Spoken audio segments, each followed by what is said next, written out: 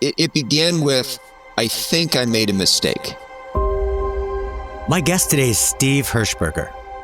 Steve lived a life for 25 years that manifested into a midlife crisis, a crisis where he lost everything. His mental and physical health unraveled, and he even had suicidal tendencies. What saved him? A single word on a napkin from the intervention of a friend, which led him to doing the impossible. And I realized at that point, we all have strengths inside of us that we can unlock if we choose to. But more often than not, we choose to keep them hidden away or locked away, and we ignore them. We don't feed them. We almost lost him again, this time because he was in the wrong place at the wrong time. And with injury so severe, he was put in the hands of a life trauma team. I don't recall it. What I do recall is the sound of heavy air displacement. Moments, not even a second or two before everything changed. How has his life impacted him? What has he learned? And how will it impact you? Stick around and you'll find out. Hi, it's Tony Chapman. Thank you for listening to Chatter That Matters, presented by RBC. If you can, please subscribe to the podcast, and ratings and reviews, well, they're always welcome and they're always appreciated. Steve Hershberger, welcome to Chatter That Matters. Tony, thanks for having me. I'm really grateful to be here today. I'm going to start off with a single conversation that you had with your dad, even though you've had many leading up to it. But I think you were in your 20s and you said it was the only conversation of this sort that you ever had with your dad. So just describe maybe your life prior to that conversation and then get into why this talk with your dad was so material. I grew up in the United States like most kids in the 70s and 80s did. We had a relatively normal childhood that was middle class. We moved around following promotions that my father had been lucky enough to win over a number of years. I had one meaningful conversation with my dad, and that conversation occurred right before he left to begin an experimental cancer treatment that ultimately he didn't survive from. Growing up, we had lots of superficial conversations.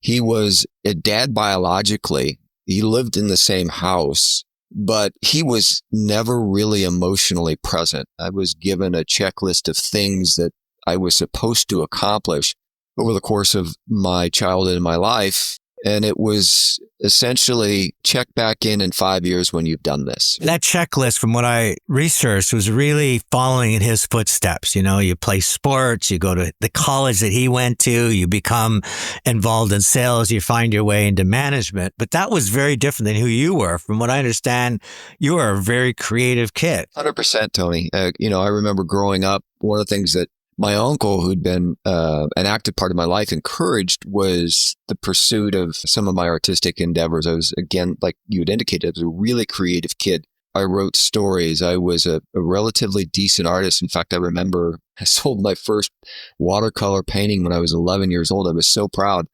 When I came home, and told my parents this, one of the comments he made is, "That's great, but you can't make a living doing that." And so this was his, preordained path in life for you. And yet, let's move it to that conversation we had, because what he tries to say to you in 15 minutes before he's packing up and heading off for this experimental treatment was, maybe it was just a pack of lies, and his context was the way he felt about his life. And maybe he was trying to warn you about yours. It began with, I think I made a mistake. He, in his own way, did his very best to apologize. But I don't even think he knew what he was trying to apologize for. I think he realized that something was seriously amiss in his life, and something was seriously amiss in his family's life. And perhaps he had given improper instructions or guidance, but I don't think he really knew what to do with that or how to unpack it. So it was a really uncomfortable conversation for both of us. But it was the one time I think I could applaud him for being profoundly courageous. I think that took a lot of guts for him to do, because it was something he had never done before. Did you think it was almost like the atheist that's praying, moments before they die, that he's knowing he's going away and there's a good chance he's not going to come back, and he's trying to repair a lifetime of not being emotionally invested? I mean, did you believe him, or did you just question whether if he did come back, what dad he'd be? Yeah, Tony, I think you're right. It's the atheist praying on the plane. In the midst of the heavy turbulence and a thunderstorm, if I get through this, that, I'll change my ways. But you have no skills or you have no muscle memory to change the ways. I recall sitting there in the bedroom as he was laying his clothes out, wondering what was going on. This was not a conversation I expected, and this is one I've never had. And I didn't know whether to believe him or not. The next part of the story, which is so tragic, it looks like this treatment's working and you're going with your mom, your younger sister, to pick your dad up. And he takes a sudden turn with bronchitis. And because your mom and sister have gone off to get him new clothes because he's lost so much weight, what your memory serves up is that you're the only person there. And the doctor's asking you to make a major decision about how to treat this bronchitis. I was 24 years old at that time. The doctor came and said, we need to give him anesthetic because we're going to give him a fairly stressful treatment. Well, he had never had general anesthetic before in his life. So there was no way to know that he would be allergic to it, which he was. And when he had his allergic reaction, it caused a massive heart attack, and he died in the midst of that process. How much did you feel that your decision or dialogue with the doctor, that you actually impacted this death? Did you take that on as a young man that said that I've got to own this? I immediately owned it, and I locked that memory, literally the vision of what I perceived at that point in time, into my personal photo book. It was seared into my mind forever, and as was the belief that I had made the decision that ultimately killed him.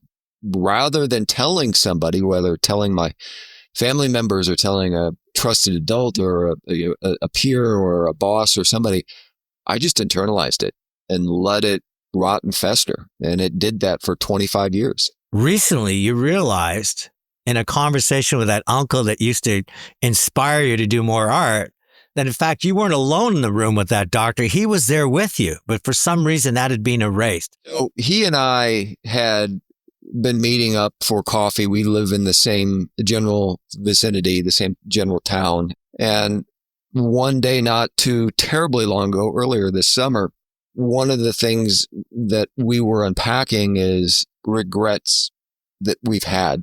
For the first time and that I could remember, I brought up my dad's death and said, I've carried this with me for so many years, the fact that I made the decision that ultimately ended his life. He looked at me with a level of almost amazement and said, that never happened. And it was my turn to look at him with amazement. I said, Bob, what are you talking about? This happened. And he said, no, I was there. And I said, no, you weren't. And he said, if you don't believe me, ask your mom. You and I talked to the doctor together. They never came in to ask us whether you wanted to do general or local anesthetic. They came in and informed us these were the different choices and this is what they were doing. It wasn't your fault.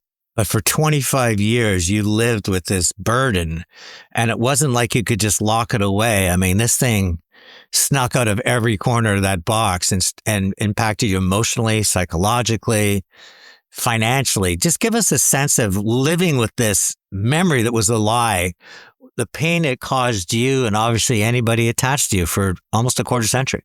Because I didn't talk about it, because I just internalized it, it changed the trajectory of the next 25 years. Rather than embracing really who I was as an individual, I decided that I was going to follow in his footsteps, and I was going to, in some ways, try to complete his life for him, doing what he did, even though that wasn't fundamentally who I was at all. Over the course of 25 years, there were a series of very bright spots when my personality shone through, and I did what I did very well because I applied the skill sets that were innate to me. But there were an equal number of times where the headwinds were consistent. And when those things were consistent, it was aligned with my behavior in doing things that were not innate to who I was, but really a character of someone else. And when you talk about, this roller coaster that you're on, when did it get to the point where I can't control this anymore? The headwinds are just hitting me so hard that, the moments of salvation when I could be who I am, I could be creative and stuff, were just pushed away. And with it, things started to unravel. You repeated the same process over and over and over without a lot of change. And I became very accustomed to this process of one day being very good, 1 week, 1 month, 1 year being very good, and the next one not being what it was before. So it was a lack of consistency in terms of experience that filled not just my life, but my wife's life and to some degree my kids' life. I was a bit of a different dad. I was very present in my kids' lives. I was as active as I could be in much more than my father. But what I sensed as normal, if I look back, it wasn't. It was me being a method actor, reading from a script that somebody had given me that didn't fit, the character didn't fit the actor, but you did your best to make your way through it. It starts to take a toll, though. I mean, chronic insomnia, daily panic attacks, your safety net, your self-worth. I mean, during that 25 years, is it a slow build or is it something that would come in and come out? It was definitely a slow build. And I think, Tony, the more I became the character in that script and forgot who I was, the worse it got, because I got further and further away from the path that I should have been living, the one that I was meant to head. The more I ignored it, the worse it got. It culminated in a couple years back in a business that we had an investor that didn't necessarily agree with the approach, and the approach has started to work, but the cost of it to me and to a lot of employees was extreme. We put everything into this business, emotionally, monetarily, physically. It took its toll. I was riding competitively, and that probably was, from a health standpoint, the only thing that really kept me from imploding. But emotionally and psychologically and physically, I was getting worse by the day. And then one day, it all came to an end. The investor had had enough, and he decided that he was going to take over the business. And we had a battle that became a war that went nuclear. And a matter of 2 weeks, everything we'd worked so hard for over years had quite literally disappeared. And the script I had been reading from, it was almost like somebody had taken it out of my hands and said, you know what? Thanks for reading. We appreciate it, but you're not right for the part, and we're going to take the script back. Do you know where even to walk after that? I mean, you've been play acting to the point where it's your life. You lose everything. Do you even have a role to go into? Do you even have another script to play? So you're just completely lost. I gained 60 pounds. I quit being social. I grew in a dependence to alcohol because it literally would short circuit the panic attacks that were occurring twice a day. I lived in a state of fear. I had chronic insomnia, meaning that I would fall asleep around 1 a.m. and I'd wake up at, oddly enough, 3:14 every single day. And that happened for 276 days. Your family, where are they through all of this? Because they're watching somebody that, even as a method actor, was certainly somewhat engaged in the family unravel. What was their reaction to all of this? My son was old enough to know better. My daughter, she was in her freshman year at high school. My son was in college.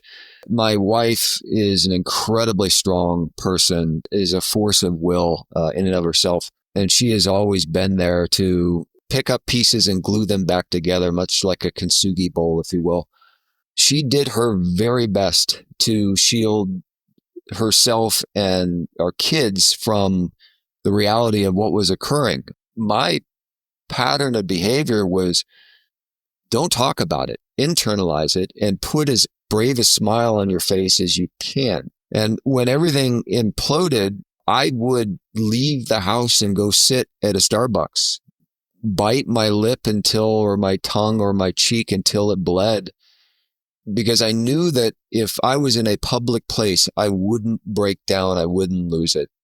Pushing all of that negative energy inside, which is, a lot of people do that to a lesser or greater degree. And once that becomes a habit, it becomes normal. From what I understand, this volcano inside that you kept putting a cork on got you to the point where you're even thinking, having suicidal tendencies. But a friend shows up and he writes a single word on a napkin. There are synchronicities that can and do occur if we recognize them. My biggest issue, Tony, is I ignored all of that. And then one day I'm sitting in that coffee shop biting my lip, and you're right, an individual comes over and leaves a single word on a napkin. I still have the napkin. I went back to find it the other day. It actually is 2 words, or 3. It is believe in yourself. And this was a stranger. It was an individual that I had seen before in the coffee shop, but I didn't know this individual. I smiled at this person before. I'd sat next to this person, but I couldn't tell you their name. I thought I'd done a pretty significantly solid job in masking the pain that I had inside of me. But apparently, that pain can and does transcend when people want to pay attention to it and then do something about it. And this one individual had no reason to scribble a handful of words on a napkin or really whether or not those words would mean anything, but they were profound to me, not because of the words per se, but because of the timing and the context behind it. To me, it was the universe tapping me on the shoulder and saying, maybe it's time we try something different because your way isn't working. And when we return, Steve tells us the story of how that napkin, it was only the beginning to his journey back from his life-threatening accident to finally finding his true footing. More with Steve next. Hi, this is Tony Chapman. I want to talk to you about what RBC Wealth Management is doing to support healthy aging. Old age is becoming old news. We're living longer, and planning for our future means we need to integrate health, wellness, and our financial matters. RBC Wealth Management is partnering with leading experts and organizations like the MIT Age Lab, the National Institute on Aging, the Women's Brain Health Initiative, Elder Caring, and the Women's Age Lab. Why? To provide you with comprehensive resources covering every aspect of you aging well. This includes support for your physical and mental health, caregiving, maintaining financial stability, and preparing for later life health issues, ensuring you can age safely and comfortably, and ideally in your own home. With RBC Wealth Management, you create a personalized plan that adapts as your needs change, giving you peace of mind and security. Visit rbcwealthmanagement.com and learn more about healthy aging and start planning for your future. Healthy aging? Well, that matters to you, to me, and to RBC. It was very bad. I didn't know how bad, Tony. I went back into my old mode of covering up. So I started making jokes. How badly are you hurt? And I said, I think I'm going to be okay. And I was taking very shallow breaths because I didn't want her to worry too much. My guest today is Steve Hershberger, someone with context, passionate cyclist. He's training for a race in Iceland, and he gets hit by a black vehicle in a hit and run. And he's hit hard. He makes a miraculous comeback and decides that part of his life is going to be dedicated to advocating for cyclist safety. Talk to me a little bit about how you went from biting your lip to the point of it's bleeding, being in a public space so you wouldn't break down, to believing yourself on a napkin, to changing the course of your life. Prior to this, I'd been a competitive cyclist for a long time. It was one way for me to deal with anxiety, which is something I'd suffered from most of my adult life. And in large part, I think I suffered from that because I sequestered all of these negative emotions and thoughts. But it's a lot like somebody gets a a demand notice in the mail, and rather than paying attention to it, they put it in a drawer and hope that it goes away. And over time, it starts to solidify and you start carrying around heavy weight. And then one day you come to realize that you've got this unnecessary load and you want to get rid of it. I was 60 pounds heavier. I'd been checked into the hospital a couple times with heart arrhythmia from stress. The doctor said, dude, you need to change this. Otherwise, in your 50s, you could have a heart attack or you could have a stroke and you could die. So the napkin shows up. A couple days later, I get a knock on the door from a teammate of mine, a cycling teammate. And he's standing on my front doorstep and he looks at me and he said, dude, we're not going to do this. You look bloody horrible. And he didn't use that word. He was more graphic. And he said, it's pathetic. You're better than this. We're going to change this trajectory. And then he stood there with his hands on his hips, glaring at me. Maybe, my nickname's Hirsch. He said, Hirsch, maybe it's time you start believing in yourself. Same words again. Same words on the napkin. Wow. I didn't know what to do with that.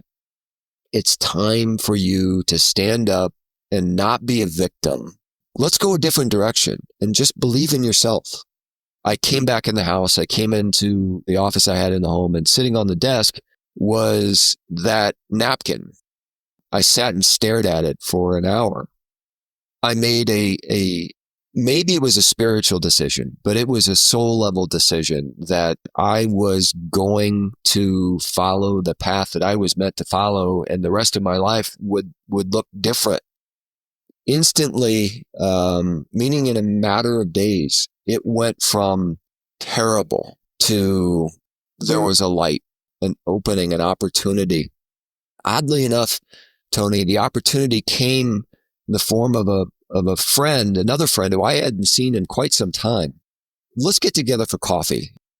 So we sat down and we spent the next 2.5 hours talking about a challenge he was having in his life. And I realized about 3/4 of the way through that I'd spent all of my time and emotional energy trying to help him get through the trauma he was dealing with. It was a personal crisis that he was having. Wow. He says, so what are you doing now? And I said, well, that's a really good question. I don't honestly know.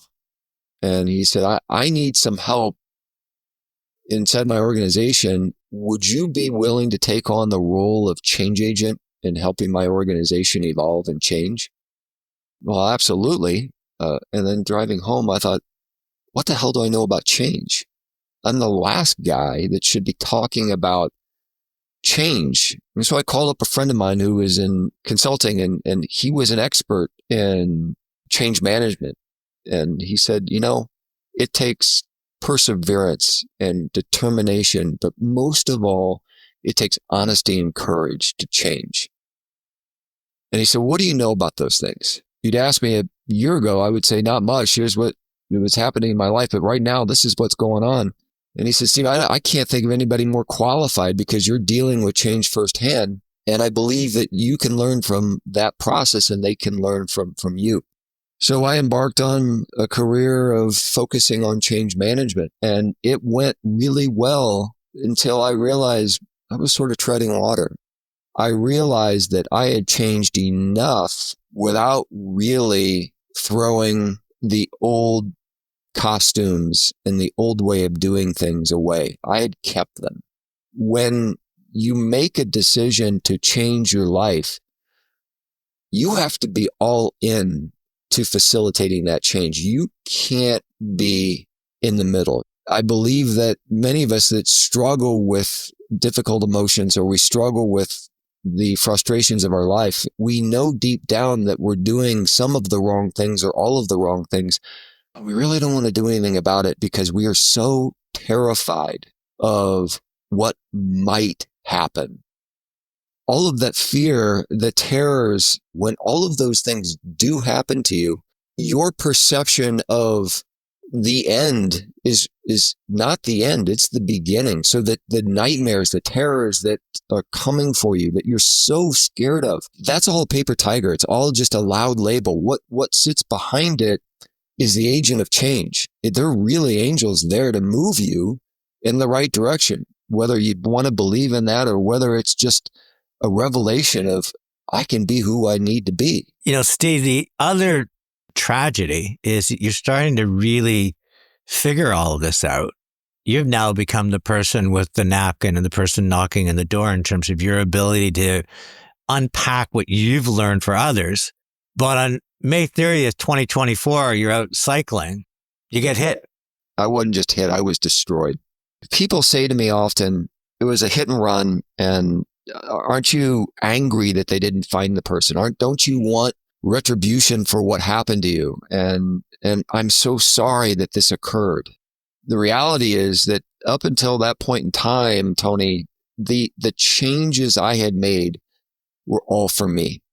I was still being selfish. I was focused on my well-being, and that was it. I wasn't really willing to positively impact other people's lives. I was not being of service in any meaningful way. Well, that day on May 30th, when I got hit, I don't recall it. What I do recall is the sound of heavy air displacement. Moments, not even a second or two before everything changed.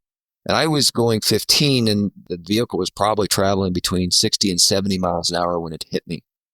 And the last thing I recall was flying towards two 55-gallon trash barrels on a lonely country road, and somebody painted their name on the trash barrels. And going, now, why would somebody paint their name on their trash barrels? And then I impacted them. Then things went dark. When I woke up, I wasn't aware that I'd actually been unconscious, but I had been unconscious for an extended period of time. And I had no idea who I was or where I was. I lay there face down. I rolled over. When I started to breathe, I could hear this gurgling sound. Oh boy, I am really, really hurt. If I don't stand up now, I'm probably not going to survive. And nothing hurt yet.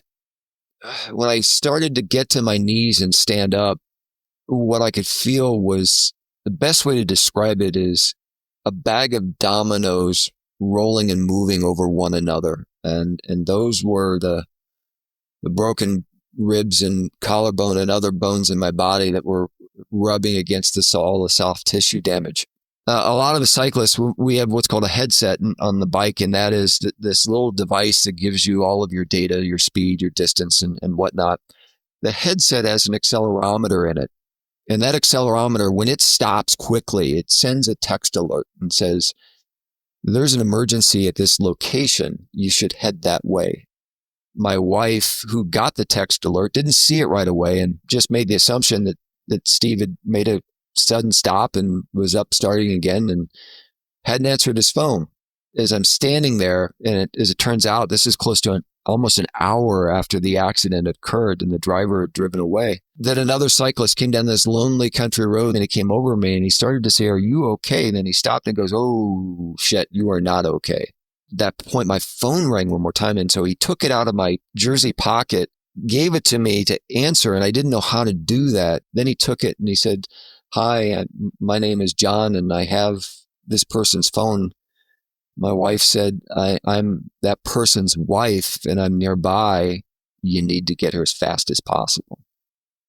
And I didn't know how bad I was truly hurt. And so I went in, and the woman in the ER at reception says, can I help you? And I looked at her and I said, what's on special?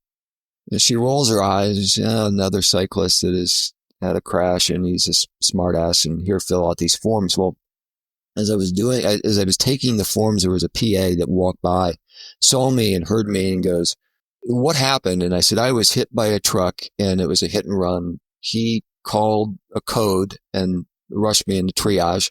They put me through x-rays and they put me through an MRI. My wife at that point had come in, and my wife knew that I was a lot worse than I was letting on.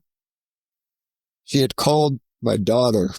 And my daughter said, is dad going to be okay? And my wife said, I don't know, but I think so. And my daughter didn't believe her. And so she came to the hospital to make sure that I wasn't going to die. And when I saw her, first thing that came in my mind, because the pain hadn't started, the adrenaline was still there, was me standing in the hospital when my dad died. And what the next 25 years had looked like. I made the conscious decision that we weren't going to do that shit. We were not going to play that game. And I recall my wife telling me, she said, you just kept repeating a mantra. It's okay. It's okay. It's okay. It's okay. What were your injuries? I mean, I don't need the whole laundry list, but what was the most serious injury? A broken back and a broken neck. Yeah. Numerous others. I mean, it was, as the doctor said, he goes, literally, it's a laundry list. You wrote an article 69 days later where you talked about you were starting to heal physically, but through that healing process, there was a silver lining, and that silver lining shone down, and maybe for the first time in your life, you kind of understood who you were. As my memory started to come back, I came to the realization that there are things that had happened during that time between the accident and reawakening that were profound. The first was when I got hit, my wearables recorded all that information. My vitals had stopped for nearly a couple of minutes, and I wrote about that. And what it taught me was there's a reality beyond just what we experience. There's a famous philosopher named Alan Watts who said, ordinary everyday consciousness leaves out more than it takes in. As we go through our lives, we leave out a lot. We ignore a lot. Change in profound ways is entirely possible if we believe it and we wish it to be. But we have to embrace it and we have to understand it for what it is, which is a profound change in paradigm. You have to think differently and act differently to be different. Physically, I healed remarkably quickly. And over the course of the injury, as I would go out and about, I'd have conversations with people and I would start sharing the belief that you can move past whatever bad thing is occurring in your life because it's nothing more than a really loud label. Whatever terrible things you believe might occur, they might not be as bad as you think. And you're probably a lot stronger than you believe. And I recall in one instance being back in that same coffee shop and having a discussion with a woman who had just been diagnosed only a month before with stage 4 breast cancer and had double mastectomy. She was a marathoner and she and a friend were having a discussion and she was under the profound belief that her life was over and that she would be fighting cancer for the rest of her life. And she was done racing marathons because she didn't have it in her. And she said, well, what happened to you? And I said, well, this is the accident. She said, well, when did this happen? And I said, well, I was released from the trauma center 4 days ago. And she said, well, how is this possible that you're here doing this? So it's a belief. It's a mental belief. She said, you're living proof. If you're standing here and everything you've told me is true, there's no reason why I can't accomplish the same thing. Will you give me your cell phone number? What came of all of this, Tony, was the migration from I'm going to fix myself and live my own life and not be of service to others to I can fix myself. I can do what many believe is impossible, and I can share that with others so that they can do the same thing. And it's credible that you finally have a pair of shoes that you can stand in and you believe. But for the people listening, and there's a lot of people I've interviewed in the past, like John Ruffalo, who had a bike accident, who's might never properly walk again. Part of this is incredibly fortunate that your body healed the way it did. And part of it, I think, is mind over matter. Is that fair? 100%. I keep on my desk, a good friend of mine sent me a block of tungsten because it's the hardest element. And I look at it every day and it reminds me that we all have our own challenges. We all have our own difficulties and we are often stronger than we believe. And that little block of tungsten that sits on my desk reminds me I've been through things that are worse than this. And I will, in fact, not only survive, but I will thrive. And my job isn't necessarily just to do this for me but to motivate and help others to find their own strength. Do you think that all of what happened to you was for a reason now, that this is in fact giving you the context, the authenticity, personal experiences that you can take this upon yourself and saying from this point forward, a big part of who I am and why I matter is my ability to offer this to others? Yes, very much so. The first set of terrible experiences, had I not had some purpose to lift up and act on, I wouldn't have made it through. I probably would have survived, but I would have never recovered. And then being hit, I truly believe that I'm here for a reason. And Steve, how do people get hold of you? I mean, is your thought nowadays that you're going to write a book on this? You're going to speak about this? I mean, or are you just going to have these interventions in coffee shops and where you listen generously and question whether you could step in and be the person that now brings the words on the napkin? I'll always do that. I look for opportunities to be of service and to share encouragement wherever I can. Some people will ask and they'll want to know the story. Some people have heard about it and they've asked me to come and talk to their group. So I'll always do that. I'll always put the words on the napkin for people because that's what we're all supposed to do as quality members of the human race who all are interconnected. We all share some common experience and purpose for being. So selfishness is not something that we should ascribe to. For the latter, I believe that part of my purpose is to continue to champion change. And I'll do that in a day job, but I'll also do it in the opportunity to speak to groups, be on important shows like yours. Maybe someday there's a book in there. My final question, your wife and your daughter, what do they think of the new Steve? How do they feel? Do they understand you? Do they know who you are? Are they accepting of this change? My wife's comment after the accident is about damn time. Our relationship is stronger today than it's ever been because she's starting to see the person that she fell in love with and married so many years ago reemerge. That is something that I must do, not just for my family, but for myself and for those individuals that I'm destined to run into, to meet, or to impact in some way. The old Steve was not capable, willing, or didn't really have the right to do that. But the original one, the one that sits in front of you now, that's in large part what that person's purpose is. So the old script has been burnt and the ashes scattered. The new one is being written as it goes. You know, Steve, I always end my podcast with my 3 takeaways. And the first is just so much of your life living with the lie and then living a lie in terms of just trying to be who you were supposed to be and not be like your dad and all the roller coasters and stuff that came with you. And that's a tough thing to deal with because that's a big chunk of your life. But I think it, as you said, it was part of your path. I love this concept of the universe as a higher power if we allow it. And I'm a believer in that I think very often we succumb, we see ourselves as victims, we feel things are insurmountable. And it's not like there's a magic wand solution, but I do believe that regardless of the headwinds or the storm, there is silver lining. But the interesting thing that really struck me through this is your initial part of your life, you were in service to your dad and his checklist. Now you're in service to others, but it has nothing to do with the checklist. It comes down to these words that you've defined yourself, the chosen path, believe in yourself, better than this, all of which is now leading you to probably the most important 3 words for who you are and maybe why you were put on this planet is to believe in others. My heart goes out to the path you had to follow to get to that point.